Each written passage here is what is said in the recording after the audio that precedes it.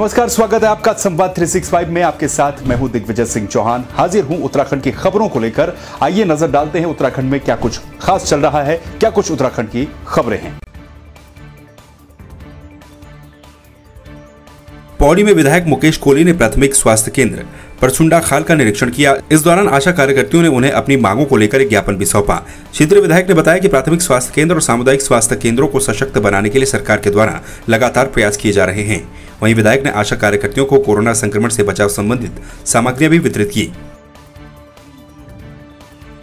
घर नल वाली योजना है और उनसे मैंने पहली बात की डॉक्टर साहब से कि एक नल हम आपको दे सकते हैं यहाँ पे, ठीक है। और ये बात इनकी कि एक रेजिडेंस बन जाएगा इनका, डॉक्टर लोग रह सकते हैं यहाँ पे। अभी इनके लिए कोई ऐसी सुविधा नहीं है। और ऊपर वाली बिल्डिंग तो मैं देख रहा हूँ सन 1950 से बनी हुई है, अभी तो पूरी क्षतिग्रस्त हो रखी हो। तो हम तो चाह रहे हैं सर कि ये बिल्डिंग का हो जाए। और रही पानी की व्यवस्था तो घर नल में एक नल हम दे देंगे इनको, और बाकी अपने टैंक से हम दे रहे हैं इनको पानी। सरकार बहुत अच्छा काम कर रही है। अभी ये घर में जो दवाइयाँ वितरण कर रही है, और ये जो हमारी आशाएं हैं सब जुटे हुए इस काम में। विधायक जी जुटे हुए हैं, सारे जितने भी क्षेत्रीय प्रतिनिधि लगे, सब लोग लगे हुए हैं यहाँ पर। जैसे अभी हमारे पास एकोमोडेशन की कमी हो रही है और हॉस्पिटल की बिल्डिंग हमारे पास प्रॉपर नहीं है, क्योंकि पुरानी दान की भी ज़मीन है। तो उस वजह से क्या हो रहा है कि हम लोग प्रॉपर इंफ्रास्ट्रक्चर को इस्टेब्लिश नहीं कर पा रहे हैं। और इंफ्रास्ट्रक्चर इस्टेब्लिश हो जाए तो हमारे पास HR पूरा है, हमारे पास इक्विपमेंट्स पूरे हैं। अगर इंफ्रास्ट्रक्चर हो जाता है यहाँ पे डिलीवरी के लिए 24 घंटे जो है व्यवस्था बना सकते हैं। लोगों ने कहा यहाँ पे डिलीवरी पहले होते थे लेकिन अब नहीं होते थे, क्या है कारण? पहले एक्चुअली ऐसा होता था कि यहाँ पर पानी की भी प्रॉब्लम थी, प्रॉब्लम नहीं थी। उस वजह से डिलीवरी वगैरह कराने में कोई दिक्कत परेशानी नहीं होती थी। परंतु फिर विगत 1 साल से यहाँ पे पानी की बहुत समस्या चल रही है। कि यहाँ पर हमारे जितने भी डॉक्टर्स हैं पूरे मनायोग से, पूरी आत्मीयता से, पूरे इस कोरोना को हराने के लिए और लोगों को बचाने के लिए पूरी ताकत से यहाँ पे काम कर रहे हैं। और सरकार की जितनी भी योजनाएं हैं, चाहे वो PP किट वितरण हो, चाहे वो ऑक्सीमीटर हो, चाहे वो ऑक्सी सिलेंडर हो, चाहे वो दवाइयाँ हों, सैनिटाइज हो, मास्क हो, बिल्कुल गांव-गांव तक पहुंचा रहे हैं।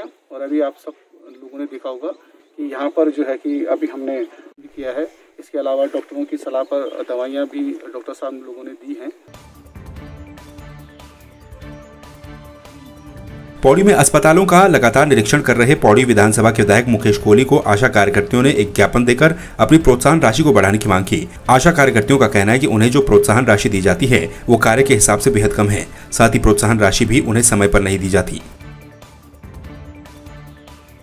ये कोविड संक्रमण में विगत 1 साल से और अपनी जान जोखिम में डालकर और अपने क्षेत्र में काम कर रही हैं और सर्वे कर रही हैं। आज देखिए जुकाम बुखार के बारे में आशाएं सर्वे कर रही हैं।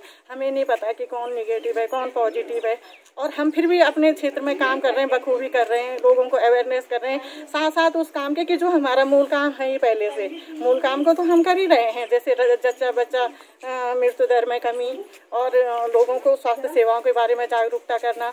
लेकिन ये है कि हमें सिर्फ मात्र 1000 रुपये दिया जा रहा है, वो भी टाइम से नहीं मिलता है ना। तो आज है हमें करें कि कम से कम उसका हमें 5000 दिया जाए। जितनी हमारे आशा बहनें मेहनत कर रही हैं या हम मेहनत कर रहे हैं, सरकार को हमें उसके हिसाब से हमें मानदेय देना चाहिए। हमारे काम को देखना चाहिए कि हम फील्ड में कितना काम करते हैं। सभी आशा बहनें इस समय कोरोना के महामारी में अपनी जान जोखिम में डाल के इतना फील्ड काम कर रही हैं, घर घर जाके दवाइयाँ वितरण करनी है, सब कुछ कर रही है। मैं विधायक जी से भी यही वो करती हूँ, कामना करती हूँ कि विधायक जी हमारी विनती सुनेंगे और आगे जाके हम आशा बहनों को, आशा फैसिलिटेटरों का सहयोग करेंगे। तो हम ये जरूर चाहेंगे कि ये जो इनको सम्मान मिल रहा है ये थोड़ा सा बढ़ जाए, क्योंकि निश्चित तौर पर जब ये शुरू हुआ होगा तो ये राशि शायद यही रही होगी।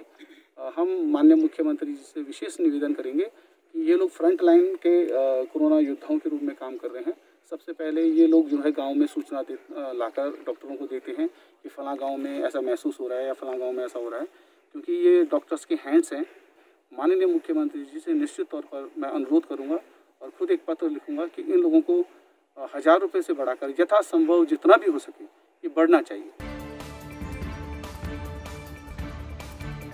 सेवा ही संगठन के भाव को आगे बढ़ाते हुए देहरादून के ITBP परिसर में 20 ऑक्सीजन बेड के कोविड केयर अस्पताल का शुभारंभ बीजेपी किसान मोर्चा के प्रदेश उपाध्यक्ष जोगिंदर पुंडीर के द्वारा किया गया।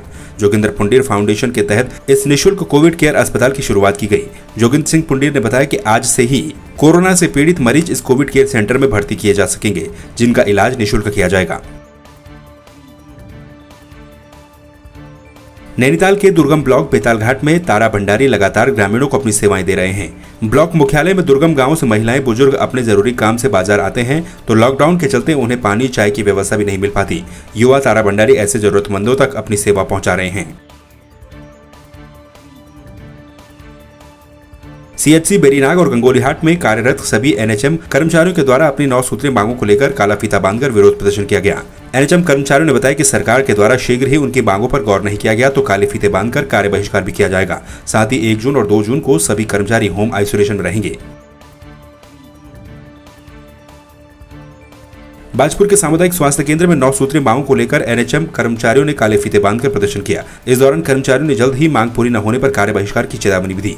आपको बता दें कि बाजपुर के सामुदायिक स्वास्थ्य केंद्र में राष्ट्रीय स्वास्थ्य मिशन संविदा कर्मचारी संगठन से जुड़े कर्मचारी एकत्र हुए, जहां कर्मचारियों ने प्रदेश सरकार के द्वारा 9 सूत्रीय मांगे न माने जाने पर आक्रोश व्यक्त किया। लेकिन हमारी कुछ मांगे जो है पूर्वतः पहले भी रही हैं और सरकार को पहली बार भी चेताया गया है, लेकिन सरकार द्वारा किसी भी प्रकार का कोई संज्ञान नहीं लेती है और संज्ञान लेती भी है तो उसको जो है एक डस्टबिन में डाल के रख देती है और उसको जो है आगे फॉरवर्ड नहीं करती है। जैसे हमारी प्रमुख मांग जो है, प्रमुख मांगों में सबसे पहली मांग हमारी है कि हमको एक्स कैडर में शामिल किया जाए, नियमितीकरण किया जाए और 60 वर्ष तक की सेवाएं हमारी जो है की जाएँ, जिससे कि जॉब सिक्योरिटी का हमें लाभ मिल सके। आज हमने जो है हम सभी स्वास्थ्य विभाग के जितने भी एनएचएम कर्मचारी हैं, हम सब ने जो है काला फीता बांधकर जो है 28 से 31 मई तक जो है हम इसका प्रदर्शन करेंगे।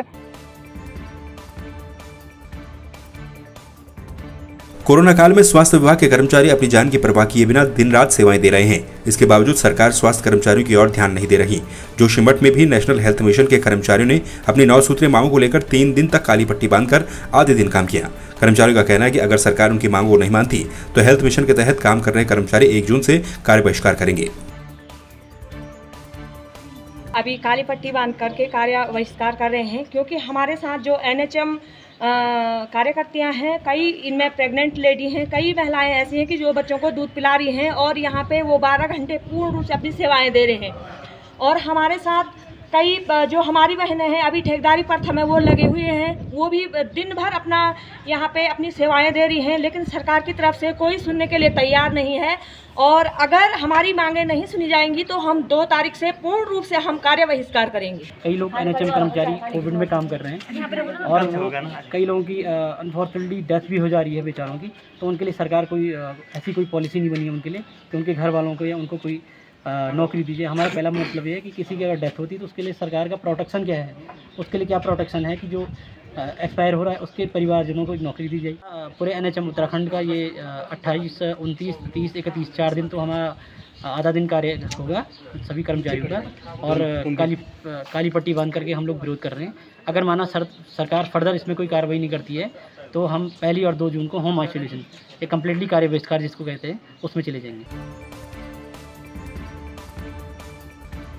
चमोली की जिलाधिकारी स्वाति एस भदौरिया ने आयुष रक्षा किट कार्यक्रम के अंतर्गत गुरुवार को आयुष रक्षा किट वितरण वाहन को कलेक्टर परिसर से रवाना किया। कोविड संक्रमण की रोकथाम के लिए आयुष रथ के माध्यम से आयुष किट का वितरण और घरेलू उपचार के बारे में प्रचार प्रसार किया जाएगा।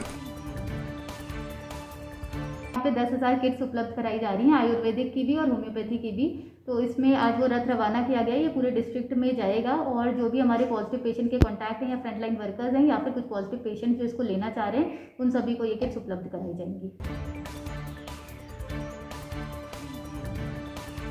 जिला चिकित्सालय पिथौरागढ़ में होने वाली भीड़ को कम करने के लिए स्वास्थ्य विभाग ने जिला मुख्यालय में रोडवेज बस अड्डे के पास कोविड-19 जांच केंद्र और फ्लू क्लिनिक बनाया है। विधायक चंद्रा पंत ने जांच केंद्र और क्लिनिक का शुभारंभ किया। इस मौके पर विधायक पंत ने कहा कि इस क्लिनिक के खुल जाने से जनता को नजदीक ही सुविधा उपलब्ध हो पाएगी। हॉस्पिटल में ज़्यादा भीड़ हो रही है और जनता ऐसी है कि वो हॉस्पिटल जाने से डरती है। उनकी जांच यहाँ पर हो और उनको सुविधा मिले, इसी उद्देश्य से यहाँ पर एक आज कोविड-19 के जांच केंद्र का बनाया गया है, जिसमें यहाँ की जनता को सुविधा मिलेगी और यहाँ पर उनकी जांच भी होगी और उनको जो भी आवश्यकता अनुसार दवाइयाँ हैं वो दी जाएंगी।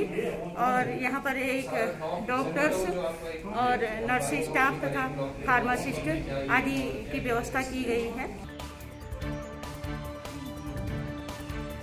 टिहरी के डीएम ईवा आशीष श्रीवास्तव ने जिला चिकित्सालय बौराड़ी पहुंचकर चिकित्सालय का औचक निरीक्षण किया। इस दौरान उन्होंने आपातकालीन वार्ड, ओपीडी सहित ऑक्सीजन प्लांट का निरीक्षण किया। निरीक्षण के दौरान जिलाधिकारी ने मुख्य चिकित्सा अधीक्षक को निर्देश दिए कि वे चिकित्सालय के पीपीपी मोड से पहले और पीपीपी मोड पर संचालन होने के बाद समस्त रेफर मामलों के आंकड़े और प्रसव संबंधित आंकड़े उन्हें प्रस्तुत करें। पहले यहाँ पर सिजेरियन बिल्कुल 0 थे, करीब कुछ भी समय था यहाँ पर, लेकिन आज के डेट में महीने में 25 कम से कम हो रहे हैं। बाकी डिलीवरी केसेस तो हो ही रहे हैं। आईसीयू यहाँ पर ऑपरेशनल हो चुका है, अभी भी 3 पेशेंट वहाँ भर्ती थे। तो इस प्रकार से ओटी में भी मैंने देखा कि सुविधाएं बढ़ी हैं और साफ़ सफाई पहले से मुकाबले में भी ये बेटर हुई है। इंफ्रास्ट्रक्चर भी मैं देखती हूँ कि इससे काफ़ी सुधार आया पिछले कुछ समय में। तो अच्छा काम कर रहे हैं ये लोग, लेकिन अभी हम लोगों के और भी ज़्यादा इसमें रेफरल केसेस वगैरह में हमने ये इनको निर्देश दिए कि सीएमएस के ही अनुमोदन के उपरांत होंगे। तो आपने देखा उत्तराखंड में क्या कुछ खास चल रहा है, क्या कुछ उत्तराखंड की खबरें रही। एक बार फिर से आपके सामने हाजिर होंगे उत्तराखंड की कुछ और खबरों के साथ। तब तक के लिए आप बने रहिए संवाद 365 के साथ। नमस्कार।